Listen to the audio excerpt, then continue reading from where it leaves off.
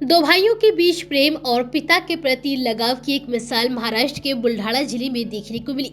यहाँ एक बड़े भाई ने पिता की मौत के बाद गुमसुम रहने वाले अपने छोटे भाई को उनका पुतला बनाकर जन्मदिन पर तोहफे के रूप में दिया। बड़े भाई का यह गिफ्ट पाकर छोटे भाई की आंखों से खुशी के आंसू निकल आए। दरअसल चिखली शहर के गजानन नगर में रहने वाले टीचर दीपक विनकर की मौत कोरोना से 1.5 साल पहले हो गई थी। उनके दो बेटे हैं, एक 19 साल का शुभम और दूसरा 14 साल का सुमित। दोनों भाई अम्मा के साथ ही रहते हैं, लेकिन दीपक की मौत के बाद उनका छोटा बेटा सुमित अक्सर गुमसुम रहने लगा। उसका स्वभाव भी काफी ज्यादा चिड़चिड़ा हो गया।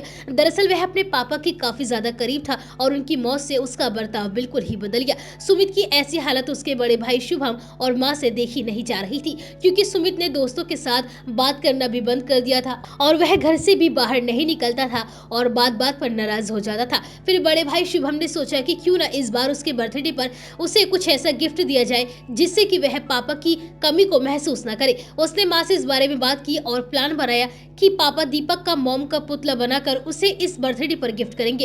इससे सुमित को लगेगा कि पापा उसके पास ही है।